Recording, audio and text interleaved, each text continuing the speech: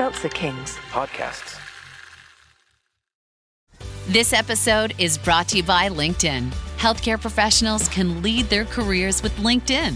Discover jobs by specialty, preferred shifts, and even desired salary. From mental health therapists to radiology technicians, it's now faster and easier for healthcare professionals to find the right fit. Learn more at linkedin.com/healthcare. Side effects may include faster job placement, improved work-life balance, and increased career satisfaction.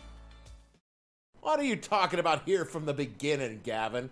You were mentioned in episode 38 and didn't become a recurring character till way into the 50s. Ass. The following podcast contains... Only I didn't say fudge. And for gosh sake, watch your language. Watch your profanity. Right, I'm sorry. explicit language.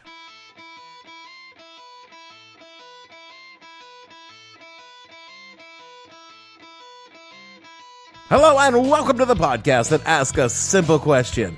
When you started a podcast 299 episodes ago without a plan for 300, what the hell were you thinking?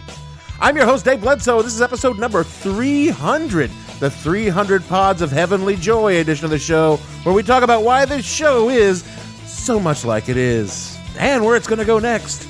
Stay tuned. The What the Hell Were You Thinking podcast is brought to you by Fast Eddie School of Podcasting. Hey, are you interested in breaking into the exciting new world of podcasting? You want to learn how to create, produce, and distribute your own podcast just like them bigwigs at the, Spotify or Seltzer Kings? Is you ever thought to yourself, Jesus, this fucking idiot has got his own podcast, so why don't I got one? Then come on down to Fast Eddie School of Podcasting. We can teach you how to do all that shit. Our instructors are all podcasting professionals. All of them there got their own shows like 50 First Time Farts by Lynn Kowalski on Anchor.fm, or I Seen This Movie One Time by Lev Domisky on Anchor FM, or My Son Herbert Doesn't Call Me by Eileen Moskowitz on Anchor FM. And you too could be a big-time podcast host. All you need is training, and Fast Eddie School of Podcast could give it to you. Act now to get a free video by this guy, Gavin St. James, producer of the podcast that you are listening to now, on how to keep your host happy by keeping him drunk most of the time. Fast Eddie School of Podcasting. Podcast is so easy, a monkey could do it, but, you're probably going to need some help. I wanted 300. 300? 300. It's 300, Mom. How about 300? 300. You have selected 300. Like 300 and something? Well, what about 300? My God, that sounds like a lot. Is that a lot? It's plenty. Weather today in the greater Cincinnati area. Hello and welcome to the podcast that asks the simple question, when you decided the world really needed Braddock Missing in Action 3, what the hell were you thinking? They're solid plastic, so don't settle for imitation. Hello and welcome to the podcast that asks a simple question. When you thought nose hair was an acceptable mustache substitute, what the hell were you thinking? But the senator, while insisting he was not intoxicated, could not explain his nudity. Hello and welcome to the podcast that asks a simple question. When you found yourself all riled up about a snowstorm in January, what the hell were you thinking? Hello and welcome to the podcast that asks a simple question. When you live in a universe filled with horrible threats to humanity and don't have a space force, what the hell were you thinking?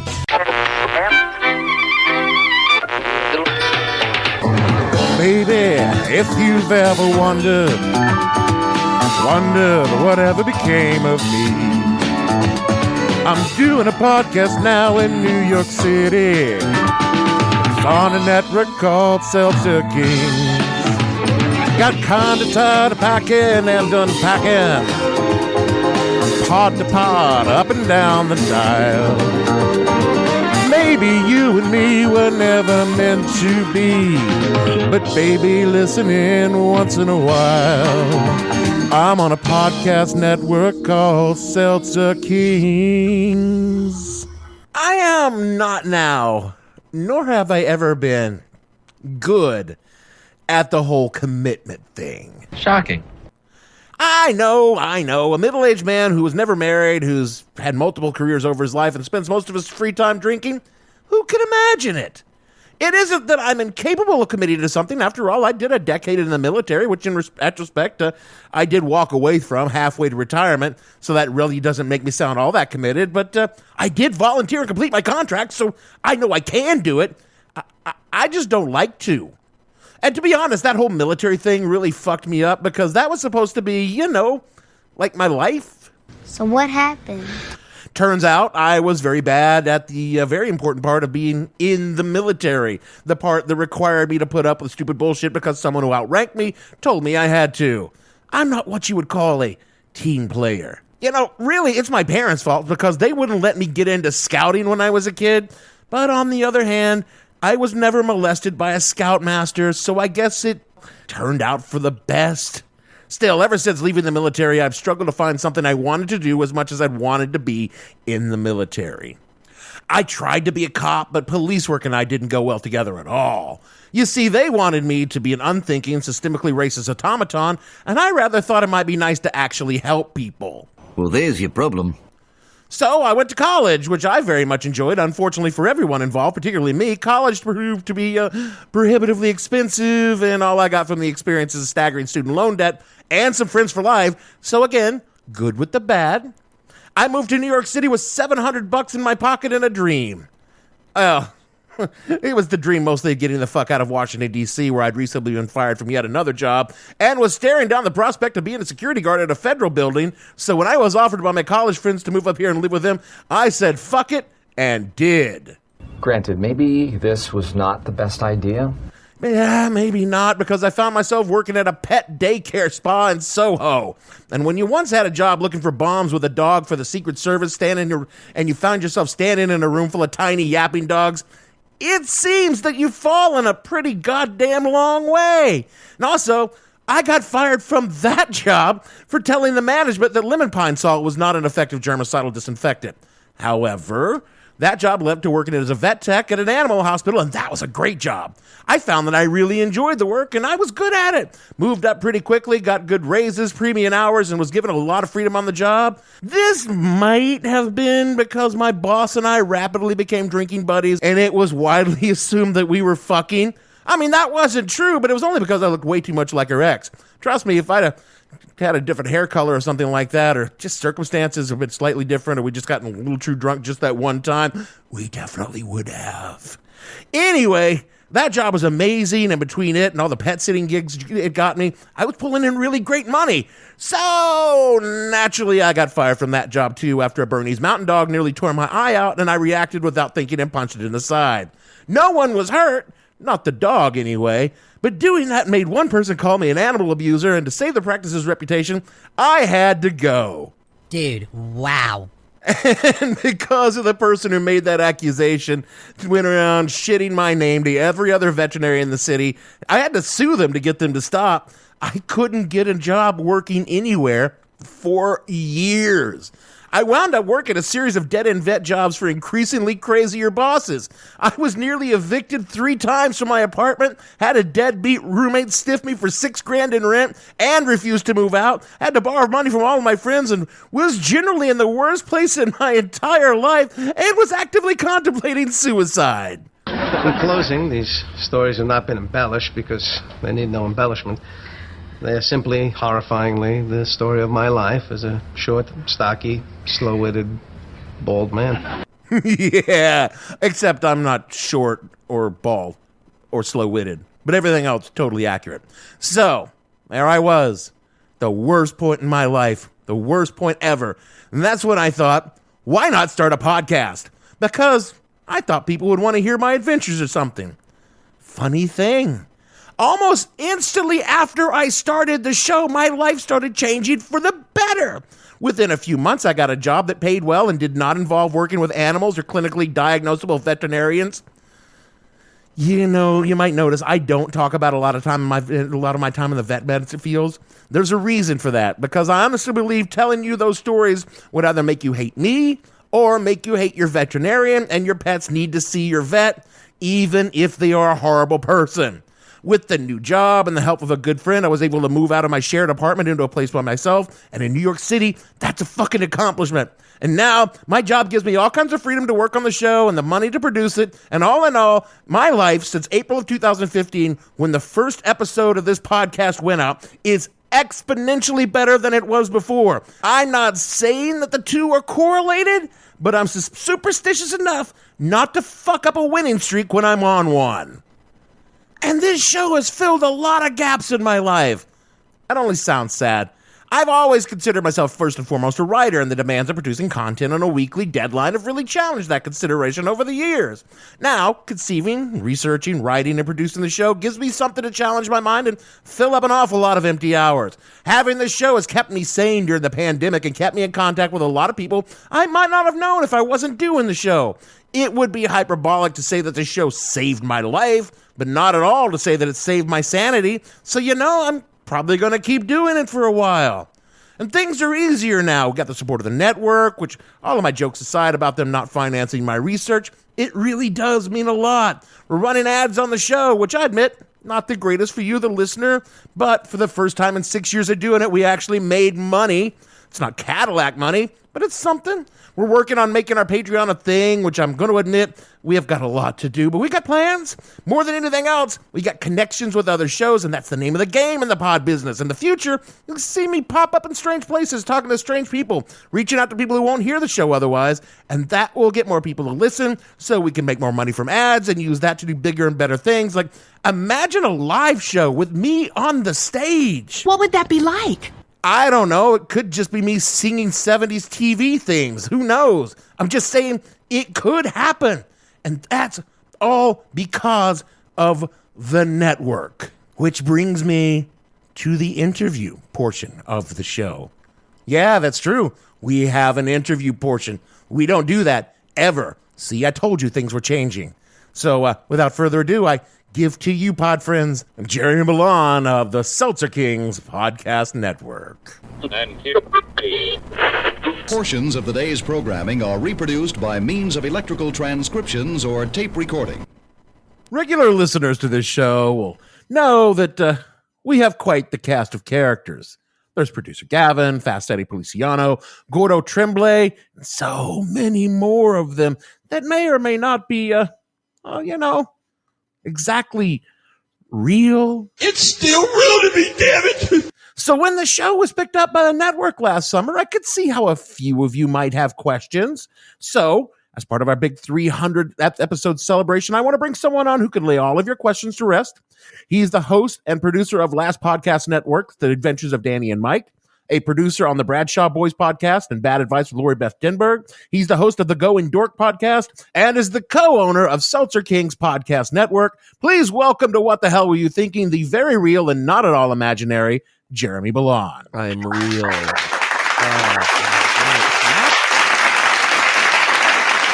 I've never gotten clap intro on any podcast I've ever done in my entire life. You see, you gotta work with more people that are obsessed with drops and sound effects. I love it. That's how the entire theme of my stupid show works. Hey man, thanks for doing this. Yeah, of course. I'm glad that I can finally.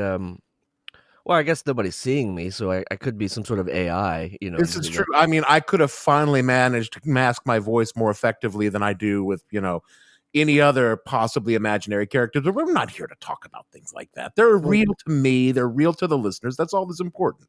Well, maybe this is you just having a conversation with yourself. It's entirely possible, but that happens all the time. Basically, that's what the entire podcast is. It's just me yelling at myself for 30 minutes a week. So it's like you would be the best podcast Jeff Dunham ever. If you Except could do that. far, far less racist. Just way less. Much less, yes. Okay. Yeah. All right. So I got to open with this one question because, you know people in the biz. You're affiliated with the guys over at the Last Podcast Network, and maybe you'll have an answer for this. Who's shit in Kissel's tub? Yeah, man, I don't know. That is a storyline that I'm enamored with. Obviously, I'm a huge fan of Last Podcast on the Left and all those guys. They've been very nice to us, and they're friends. We've sort of known them before their huge success with the podcast, and so yeah, if I had the answer to that, I would somehow monetize it and spread it to the world, but it's just not the case. I wish I knew. I don't. Well, I guess the mystery continues. Yeah. All right. So you have started the Seltzer Kings Podcast Network. You want to tell me what that is and what's the thinking behind it? Yeah. So basically, my buddy Danny and I have done podcasts and comedy sketches, and we had a sketch group called Man Boobs for years. And basically, he's a former child star. He was Little Pete from Pete and Pete. So he sort of had his foot in the door of, a lot of things that sort of I didn't when I was first here in New York. So we became best friends very, very quickly. He was a co-friend of he was best friends with my other friend, Brendan, who's in Man Boobs. And anyway, so we did comedy for years, and then sort of at some point I'm like, we really should do a Pete and Pete podcast, because it was sort of early on and there weren't a lot of them out there yet. This was when? I think we started in 2013, 2012. Damn. Yeah. Yeah. End of 2012. Yeah. So it just sort of was it was a no-brainer to just be like, hey, we have the people, and Mike and Danny are so good together, and they have that sort of weird brotherly, like, even still all these years later, they have that weird brotherly, like, how they butt heads a little bit. So we sort of just used that and potted for years and years and tried to get sort of the show off the ground. And basically from there, I just we had always talked about the network and Seltzer Kings, and this little studio was aptly named Seltzer Kings. So from there, the network was born after I had started doing some solo pods, and it just sort of started from there as we wanted to build this thing into a network. So officially it's Danny, Mike, and I. They have minor stakes in the business, and then I sort of am the majority owner of operations and everything. I do all the hard work, basically. Yeah, the chopping, the screwing, and all the things that comes with putting together and distributing a show. Where did the name Seltzer Kings come from? I mean, was it just something that was a personal joke, or does it just evolve? Well, we had done this. We would sort of. Danny had loved seltzer for years, as did Mike. Mike's a Brooklyn kid, so he I guess grew up drinking it. It was something new to me when I first took seltzer home to Ohio. They were like, "What the fuck is this? Where's the sugar?" You had never had New York seltzer growing up? No, not really. I don't think I'd ever had, or I never wanted to. I had Coke and Mountain Dew and Big Red. Remember Big Red? Oh yeah, of course, Big Red. Yeah. So that was the gist. Is that I got to New York and my eating habits, and I was drinking soda, and I had to take a look at that. So I ditched soda, and unfortunately I'm on coffee now, but seltzer was like the thing on set that I could just grab when I was working. Yeah. And didn't have sugar, and it didn't mess with my pre-diabetes. And I just stuck with it. And one summer we just went big with it, and Polar started coming out with all these seasonal flavors, and seltzer really just got huge as it is today. And, you were one step ahead of White Claw. Yeah, exactly. Thank God. Couldn't live with myself. Yeah. So you guys started off with the one pod, The Adventures of Danny and Mike, and that kind of grew into a bigger thing. Yeah. When did you start getting the idea to start up the new show, to the different shows? Oh, your delivery's here. I don't have a delivery. I don't know where that's coming from. Oh boy, want to go check? Yeah. Oh yeah. Let's see if it buzzes again. Half the time somebody's just buzzing the door. Yeah, I got you. No problem. Yeah, I think we can go ahead and roll. Okay. I forget. Let me just start that question from the top. So, you got The Adventures of Danny and Mike going, and when did you start coming up with the idea for the new and different shows, or did you just sort of evolve naturally?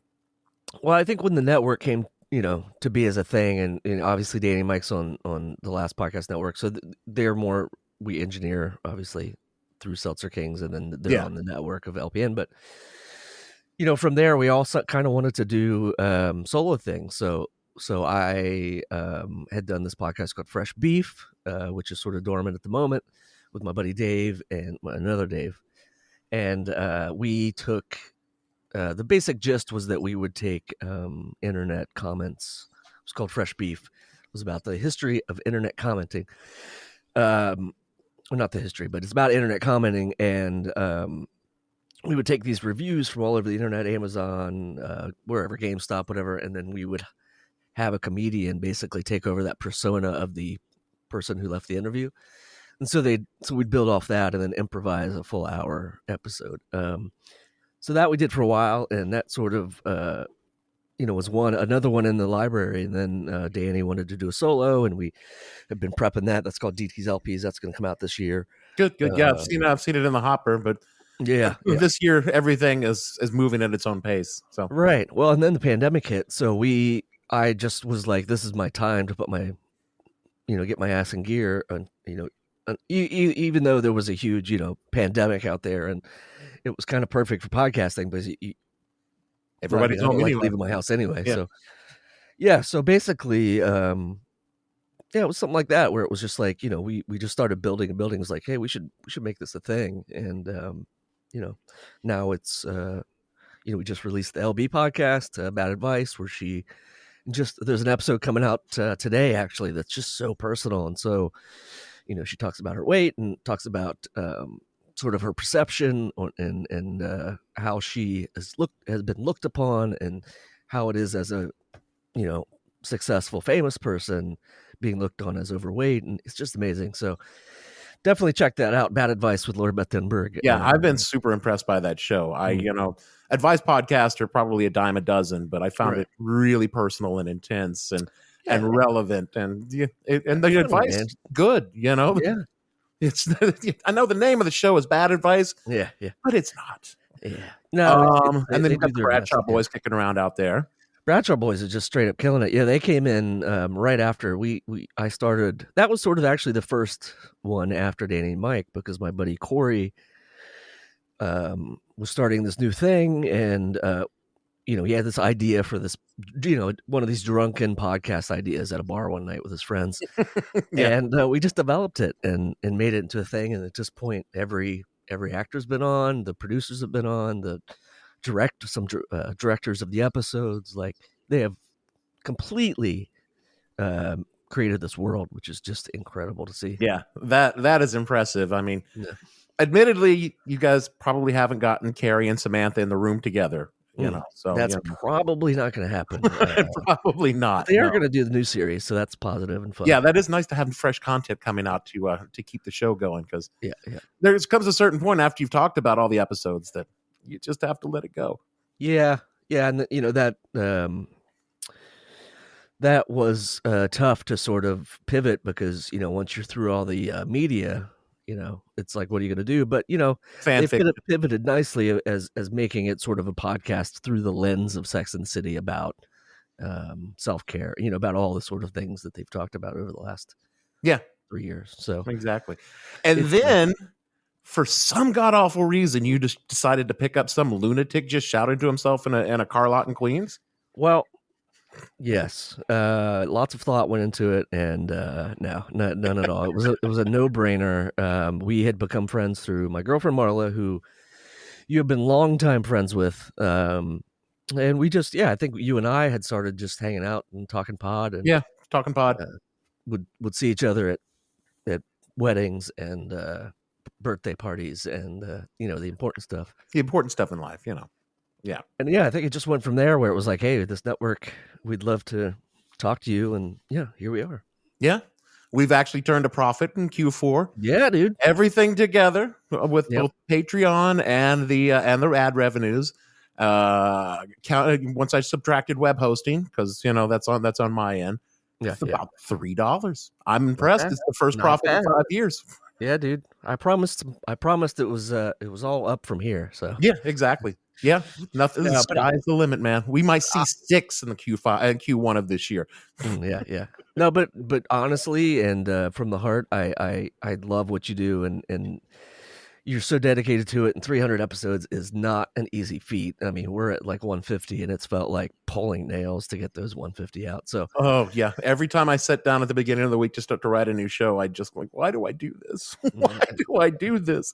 Well, and then something comes along that makes me want to talk about it, and then I do it. So Yeah. I think I don't know. I just really enjoyed that.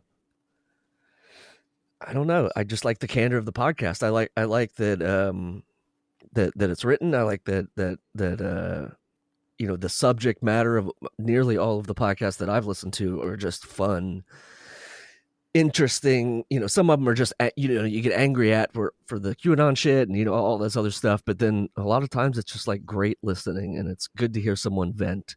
And I've tried to move away from the rant of the week sort of thing, and that's one of the things that I'm most proud of since I've moved to Seltzer Kings is I've made a conspicuous effort to move away from the rant of the week. They're still in there because the world still is like it is, but they're getting more structured, they're getting more research, they're getting more thematic, and that's definitely the influence of hanging out with a bunch of people that do this for a living. So and I appreciate that. So well, we I super enjoy it, and when we have a car now, so when I'm in, we actually just listened to one of yours in the old Honda Fit. So I like to skip around and just listen. I don't listen to every single episode, but just because of time reasons. But oh God, how many of them have you already? So.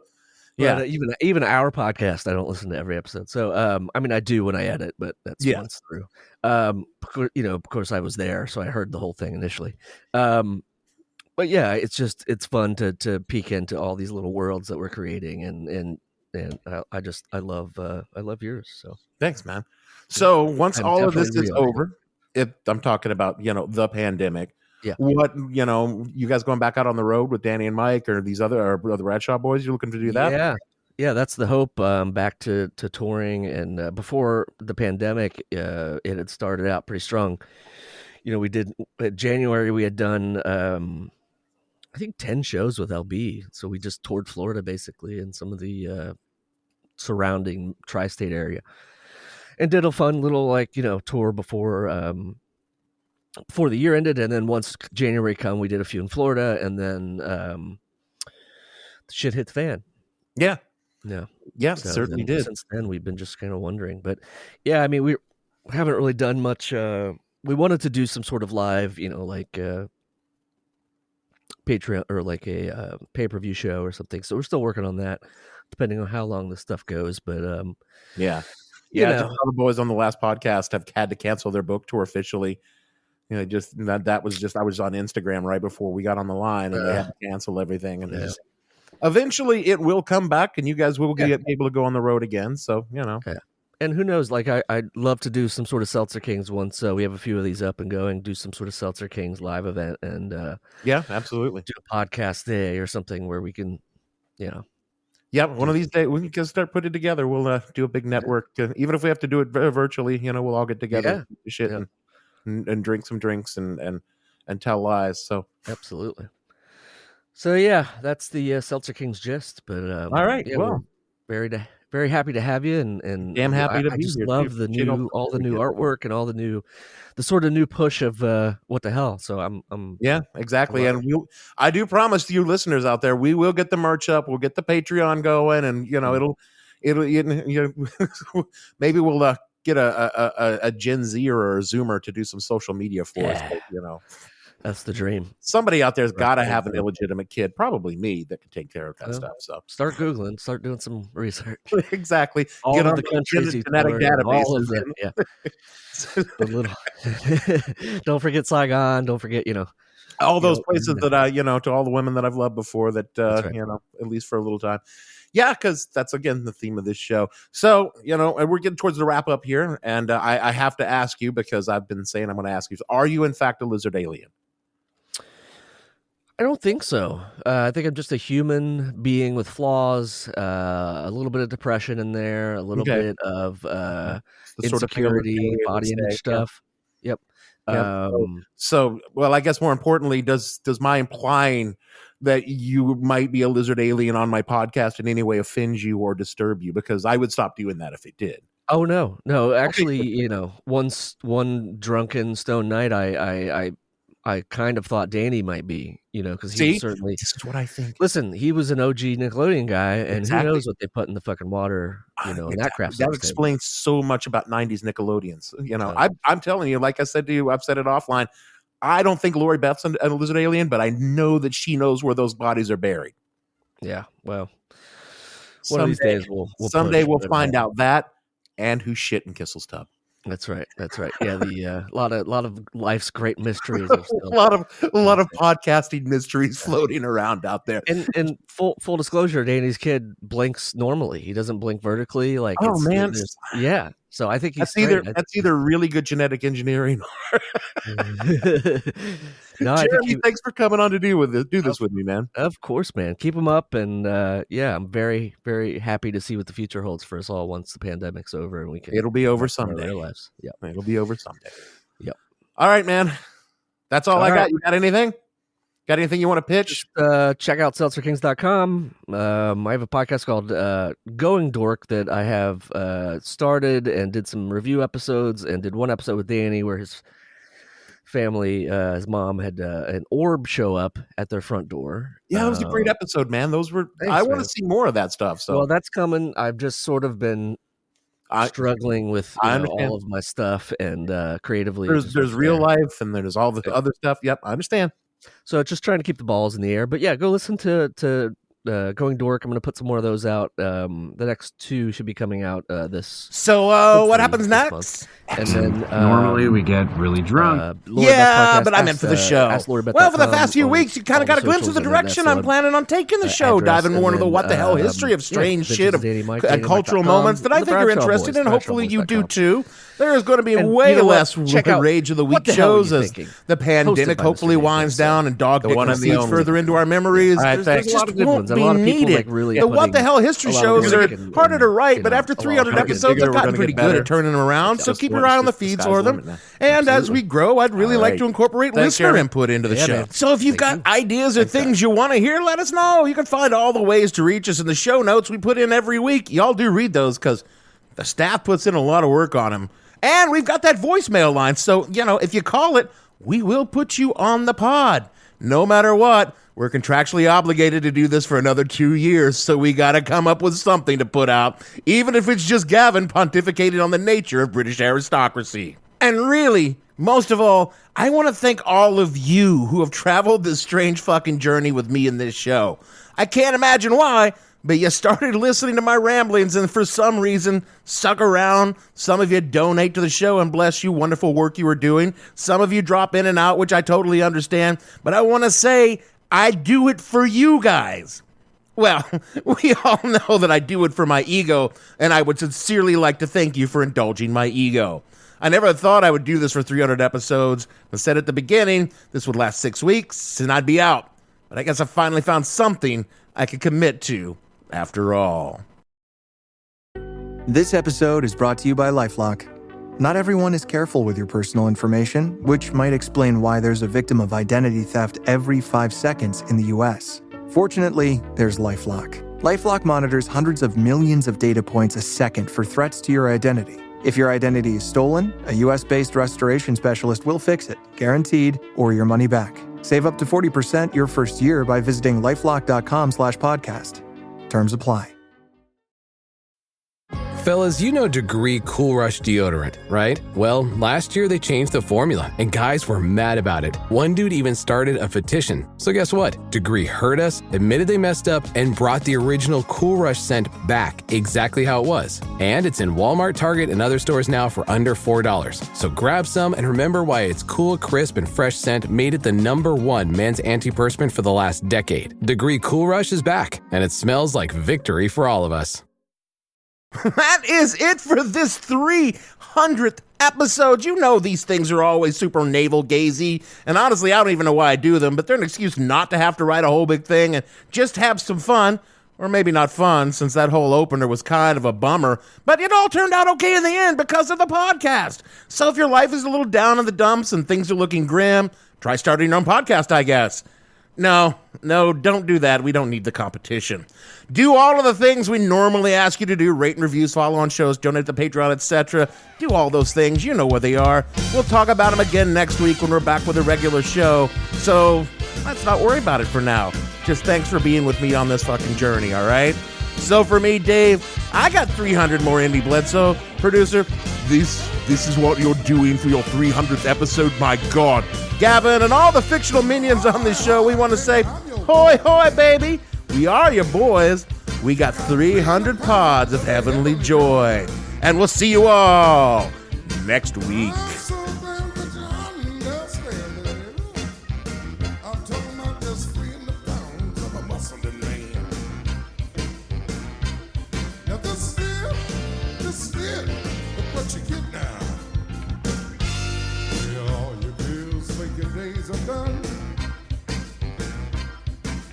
What the Hell Were You Thinking stars Dave Bledsoe and features Gavin St. James and several fictional minions. The show is produced by Kimberly Steele and a part of the Seltzer Kings Podcast Network. You can find more information on the show on their website, whatthehellpodcast.com, or on Twitter at @thehell_podcast, or on Facebook as What the Hell Podcast.